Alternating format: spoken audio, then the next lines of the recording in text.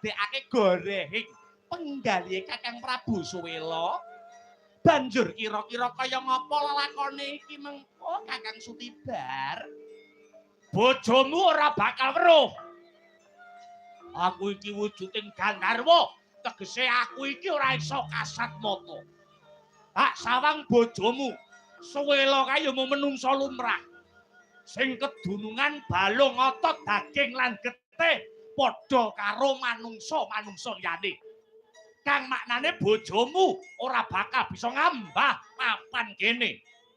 Tangeh bisane tekan Madyantara kene. Lho. Sapa kae? Oh.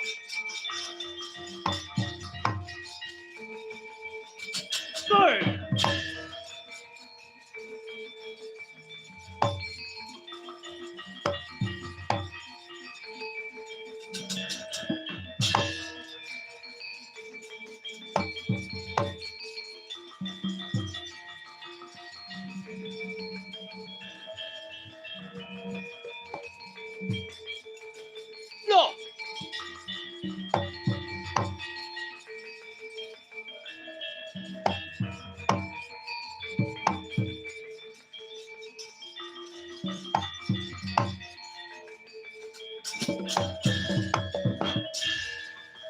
Sarate pandam sumula hamadangi jroning pasareyan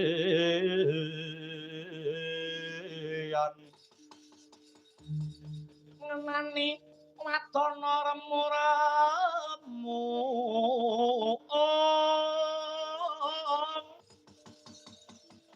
kalingan ngangkrangan sangdia manahengkung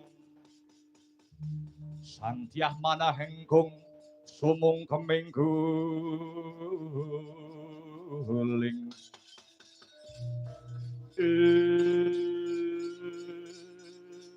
nganti kami tenggengen nggonku nyawang piyo ana manungsa tek mencorong mawa kekuwung kaya ora sak baene menungsa. Sapa wem? Kawruhanana.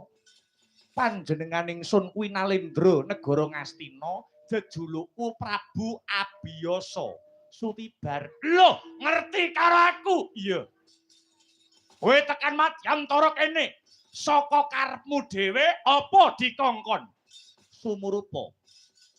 Waleh-waleh apa Prabu Suwela kae maksih kadangku. Ora susah kakian gunem kang tanpa guna.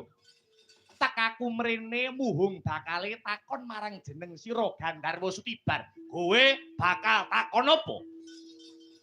Ning sajake aku ngerti sing arep ndok takoke kuwi apa. Ora wurunga kowe dikongkon Suwela supaya aku kon balekke Kesru. Ya ngono apa piye? Sutibar.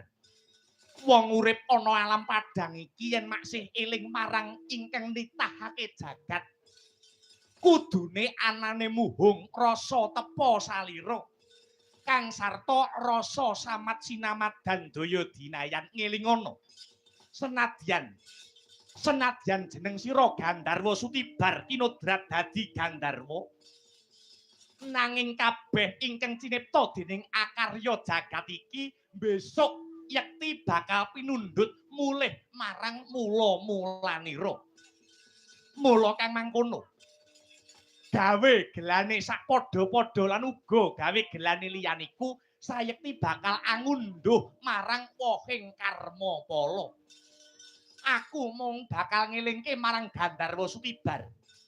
Wong urip ana alam padang iku siji anteping kesaguhan, loro jembaring samudra pangaksama, telu ora males rasa serik marang sapa wae kang sarta bisa ngempet ubaling hawa nafsu.